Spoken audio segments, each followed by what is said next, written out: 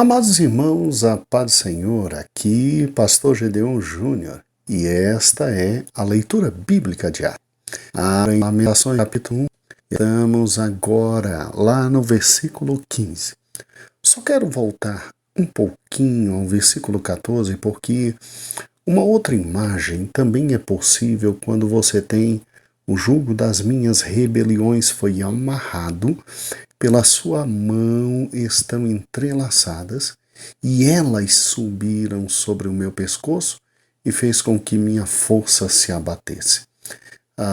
Obviamente que eu dei uma imagem bem moderna, né, de uma focinheira que retém um animal feroz, ou então uma garganteira, né, ou seja, aquele aprisionamento por intermédio de um enforcador.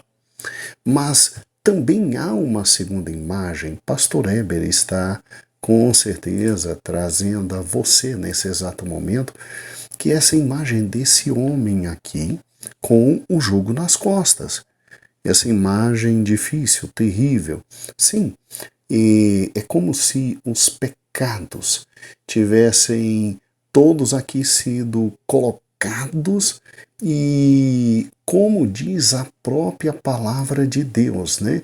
O jugo das minhas rebeliões, ou seja, as rebeliões, os erros, as maldades que eu cometi, eu, Sião, eu agora sinto todo o meu erro nas minhas costas como esse jugo que esse homem está sentindo, tá vendo? E que, infelizmente, tá nas minhas costas, tá amarrado, tá doendo, tá pesado, e foi colocado sobre meu pescoço, e o próprio Senhor foi quem colocou e minha força abateu. Eu não tenho força para me direcionar a outra coisa, é só levar o jugo e eu tô sendo arrebatado. Então, essa imagem, né, ela é muito interessante, muito interessante. Quando chega o versículo de número 15, que diz assim: Ele lançou para todos os lados os meus homens poderosos. O Senhor, um Senhor em meu meio. E ele convocou uma assembleia contra mim para quebrar os meus homens jovens. O Senhor pisou como num largar a filha virgem de Judá. Gente, a imagem aqui é dantesca, porque se você pegar a primeira parte do versículo, continua literalmente aquele que está vendo, né, de fora não fala mais. Agora, quem está falando é Jerusalém de dentro. Tudo aquilo que ela está sentindo, tudo aquilo que ela está passando, e a forma como ela consegue, Jerusalém consegue descrever sua própria desgraça. Olha que interessante, quando diz que ele lançou para os lados todos os meus homens poderosos e convocou uma assembleia para quebrar uma assembleia, para quebrar os homens jovens, é literalmente a queda completa da cidade sem possibilidade de se levantar, de se levantar. Porque quem são os homens poderosos? Obviamente, os homens poderosos são os grandes homens da cidade, os seus generais, os homens de guerra. Aqueles que estão na frente são os reis, são os grandes homens do templo e que, de alguma forma, inspiram segurança. Se você tem uma cidade arrebentada e todos aqueles que inspiravam segurança já não são mais nada, então é óbvio que você tem uma cidade que caiu e que não consegue mais se levantar por si. Aquilo que é sonho de vigor, de vida, de recomeço, que são os jovens, acabou, acabou, acabou. Os jovens foram simplesmente quebrados. Eles não têm condições de se levantar. Quando você vê isso, você entende que o Senhor deu um jeito de que literalmente aquela cidade não mais conseguisse se levantar, como nós vimos no áudio de ontem. Porque homens e jovens se referem o quê? Se refere a vigor, se refere a força. Eram os guerreiros, eram os fortes, eram os poderosos, as tropas, os líderes. Aí, a questão da força, da possibilidade de se levantar, de ter um novo começo, literalmente foi para o espaço. Aqui Jeremias está querendo que nós contemplemos o destino do país como um todo, que já havia sido conquistado pelos exércitos de Babilônia. Não tinha o que fazer. Não tinha o que fazer. Estava caído e não ia levantar. Estava morto e não ia ressuscitar. E agora, por fim, essa imagem, essa é singular.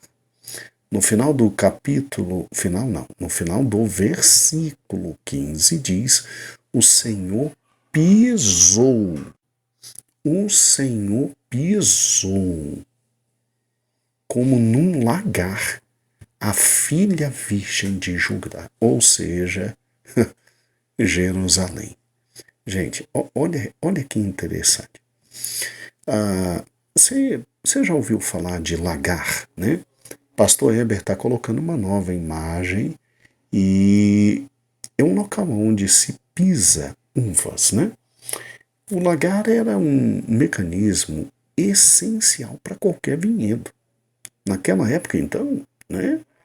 É óbvio que quando as uvas eram colhidas, elas eram colocadas neste lugar e vários trabalhadores, apoiando-se em bastões, pisoteavam as uvas. E aí o suco era produto de quê?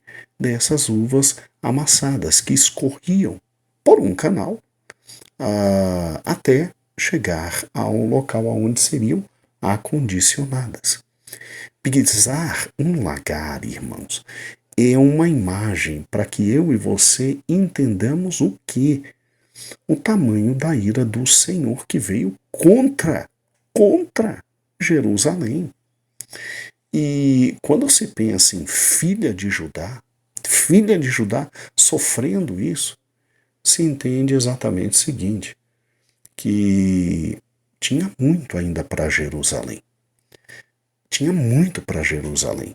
O acréscimo de virgem significava que aquela cidade estava em idade jovem, em idade de muita vida pela frente, com muito futuro pela frente, com intensidade de vivência, mas que se afastou do Senhor. Agora não sobrou nada. Não sobrou nada. Esse é o motivo pelo qual no versículo 16 se diz: por causa destas coisas estou chorando. Meu olho se desfez em água. Pois um consolador está distante de mim. Alguém para reviver minha vida.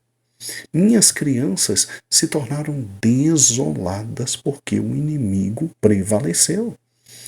A imagem aqui é uma cidade que não vai se levantar porque não tem condições sozinha de voltar a viver, de voltar a ser pujante, de voltar a ter vida. Então, no versículo 16, quando diz por causa dessas coisas, essa expressão resume a descrição dos versículos antecedentes e nos diz a consequência dos terríveis acontecimentos que acabamos de verificar, vão permanecer em Sião como uma figura de lamento. De lamento. Agora, nada é pior do que uma criança desolada. Isso, vamos ser francos, né, irmãos? Isso não combina com a infância.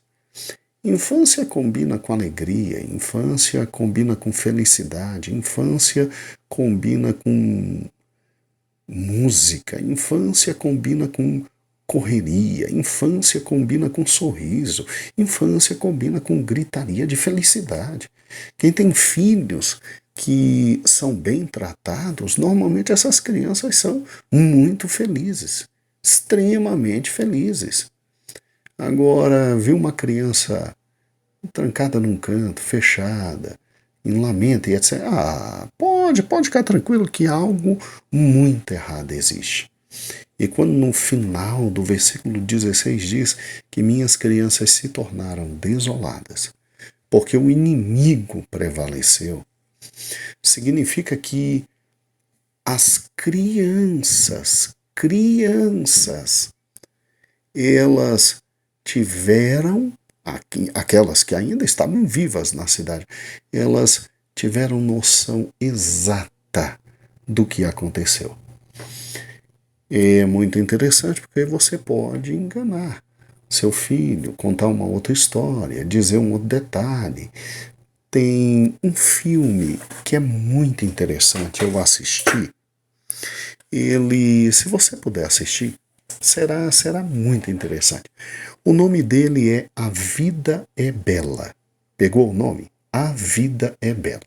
Tá, é um filme difícil, triste, sobre a Segunda Guerra Mundial, e o enredo é um pai que é preso junto com um filho, separado da mãe, ali na Itália, e esse homem é um homem de uma alegria muito grande, de um otimismo fantástico, e que para esconder do filho os horrores da guerra, ele conta várias histórias para o filho, ele simplesmente esconde o filho, ele dá um jeito do filho atravessar a Segunda Guerra Mundial sem entender direito o que está acontecendo, pensando que é uma grande brincadeira. É um filme interessante para ser entendido, porque quando uma criança cai na realidade de tudo que está acontecendo, principalmente no tocante à maldade humana, isso é um choque na personalidade da criança. E aqui está dizendo que as crianças que ficaram em Jerusalém, elas estão desoladas. Elas estão desoladas. Eu estava lendo alguns outros intérpretes, alguns grandes comentários, né, de Lamentações, dizem que essas crianças se refere assim, provavelmente aos habitantes que ficaram na cidade e que também se tornaram incapazes de oferecer qualquer ajuda porque estavam desolados. E por quê? Porque o inimaginável aconteceu, o inimigo prevaleceu. Mas se você parar e pensar, ninguém vai levar criança para a Babilônia. Vão levar crianças daqueles que eram da classe maior, da classe dirigente. Eu creio pessoalmente que aqui está descrevendo, Jeremias está chorando ao ver crianças não sendo mais crianças, porque estão desoladas com tudo que viram ou que passaram. Você pode imaginar o nível de maldade que talvez acometeu a vida dessas crianças quando o exército de Nabucodonosor passou por cima? Um nível de maldade. Bem, isso deixa bem claro as consequências do pecado. Irmãos, com pecado não se brinca.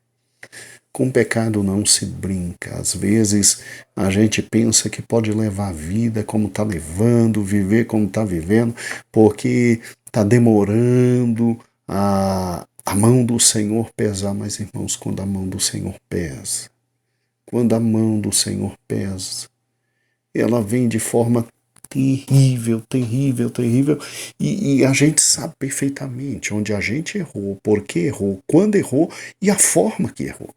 A gente sabe. Ninguém em sã consciência, quando conhece o Senhor, vai colocando nos outros e vai colocando nos fatos os problemas. Não, a gente sabe quando errou. A gente sabe quando errou. Então nós temos aqui no capítulo 1 a descrição de quem está vendo de fora tudo o que está acontecendo.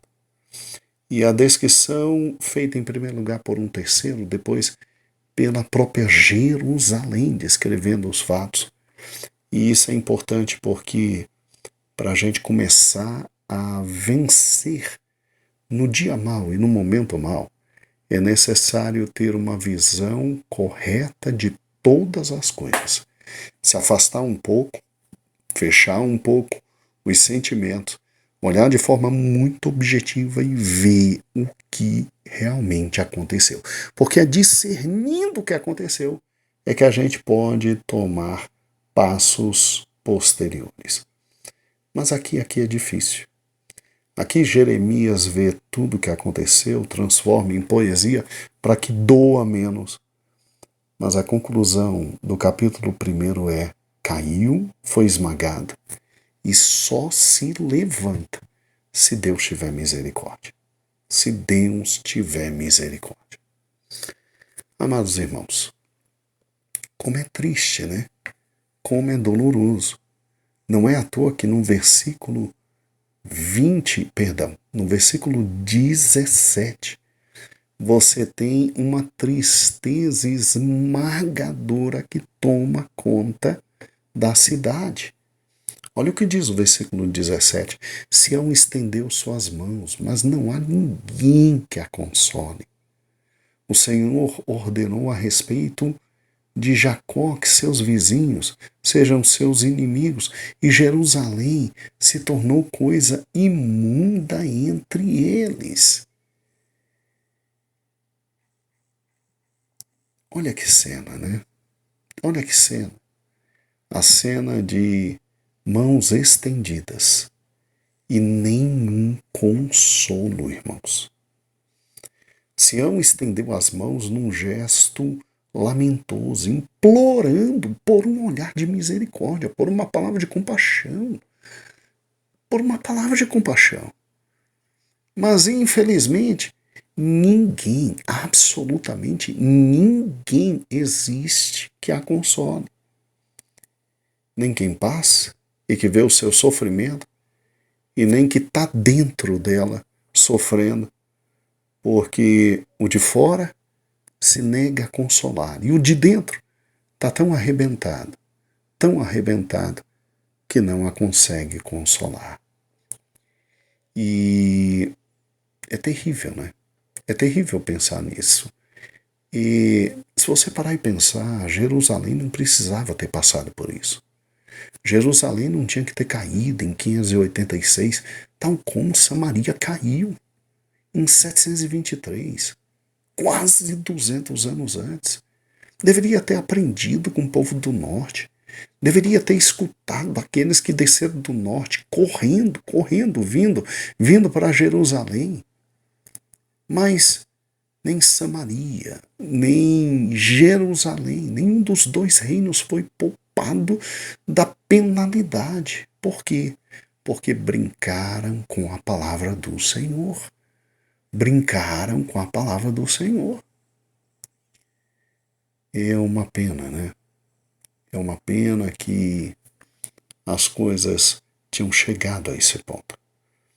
E ao final, aqui o versículo 17 diz que seus vizinhos, ou seja, aqueles povos que cercavam Jerusalém, tinham abandonado porque Jerusalém se tornou coisa imunda. Coisa imunda.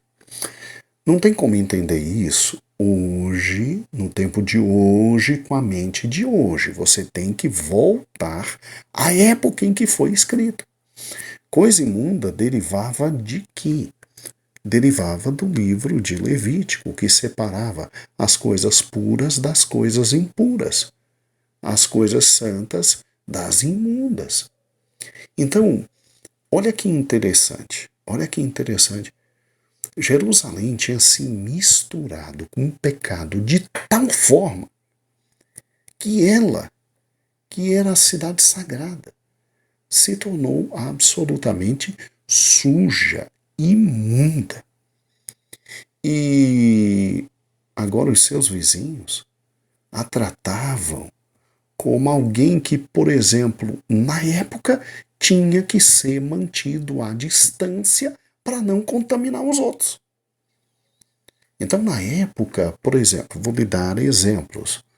você tinha os leprosos, a lepra, a hanseníase não tinha cura, tinha que ser separado. A mulher no período menstrual, ela tinha que ficar afastada. E agora o mesmo está acontecendo com Jerusalém. Os vizinhos a tratam como alguém que precisa ser mantida à distância, longe, para não se contaminarem. O que significa isso? Significa que Jerusalém, além de cair e não ter forças para levantar, ela está sozinha, abandonada, isolada por conta própria e sem amigos ou consoladores. Sem amigos ou consoladores. O texto significa: só levanta se Deus tiver misericórdia. Só fica em pé se o Senhor tiver misericórdia. E lembre-se disso, não precisava. Assim como nós. Eu e você não precisamos brincar com o pecado. Eu e você não precisamos andar com o pecado. Eu e você não precisamos literalmente cair na desobediência e sentir todo o peso da mão de Deus, irmãos.